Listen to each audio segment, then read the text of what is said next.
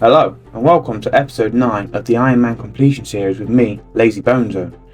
I tried my first live streaming session during the first hour of the Rat King's release, which I think went well. After a few hours of killing the new boss, this is what an entire kill looks like. His strongest attacks are melee, which can hit 13s and are pretty accurate, and unless he's eating at the sides will always use his style. He can jump up, causing debris to fall down.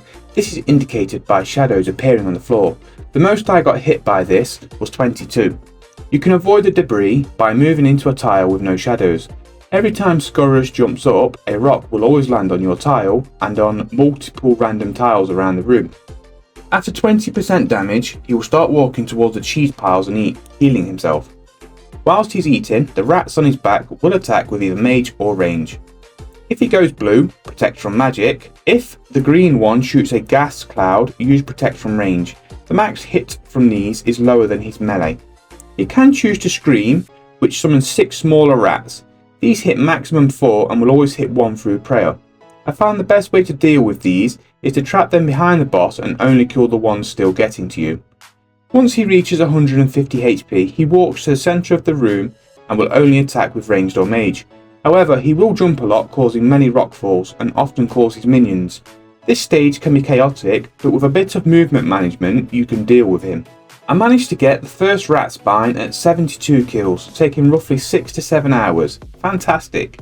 I had noticed that ironmen could get kill credit, but not loot during the public section, and these kills all took 20 seconds, including respawn time. I ended day 1 at rank 3. Unfortunately, after 2 days the high scores were ruined due to this method, but that's okay, I'm here for the loot, not the high scores. Starting day 2, I wanted to upgrade my stats and make the kills easier, so I decided to take out some combat achievements. Hispori had some nice points to offer. First one was to kill the plants in under 5 seconds. Using throwing knives, this was obtained. The second combat achievement here was to kill Hispori with a special attack. It's time for the Dragon Halberd to shine. Unfortunately, the first 2 attacks whiffed, but I dispatched him on the final special attack. Points from this has now unlocked the easier tier of the combat achievements.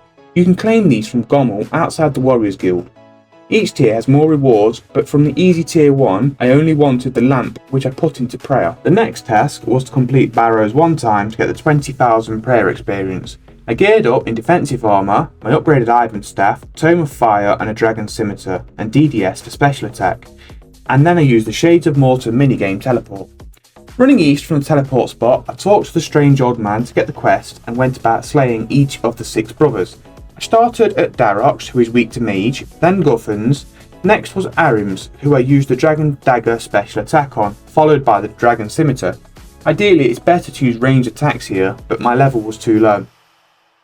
Contrary to popular belief, Carols is weak to mage, even though his armour has one of the highest magic defense bonuses in the game. When he entered Toreg's chamber, his crypt led into the tunnels. In each room there is invisible spots where the ladders can spawn. I used these to trap Verox after spawning him by going in and out of the doors. I killed a few monsters to boost the reward potential and then headed to the chest to spawn the final brother. Using protect from melee and magic attacks, this was easy.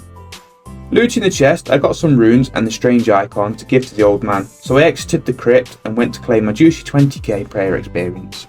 I was now sat at 49 prayer and realised I had collected enough ensouled heads from hill giants to reach level 54. In order to do this, I needed to take advantage of the Arceus spellbook, so I went to Korend, armed with runes to cast Resurrect Undead. The hill giant heads give a whopping 640 prayer experience each.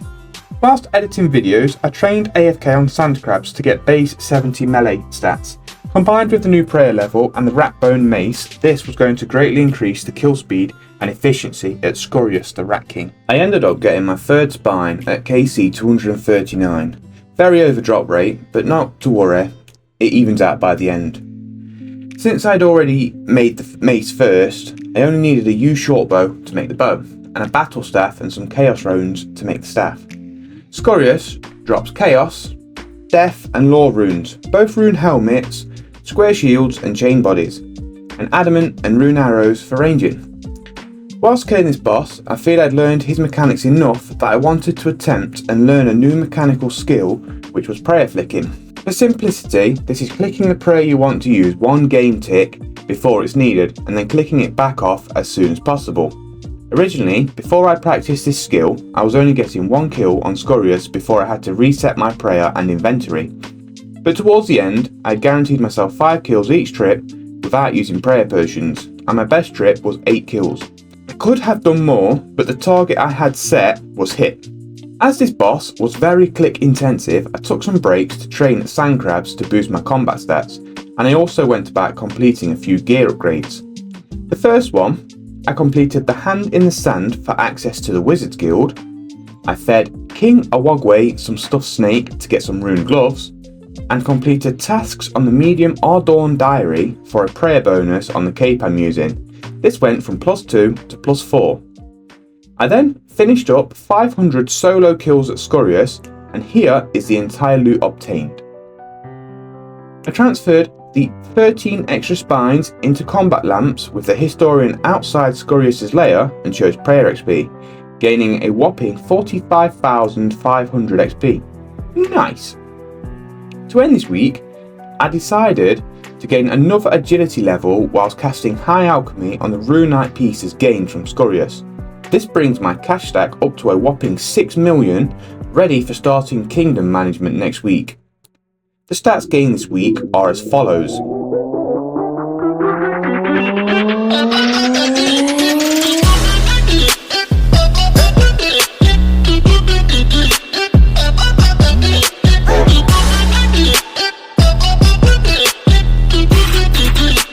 This means I gained a whopping 94 levels this week. The starting level was 1490 and ending at 1584.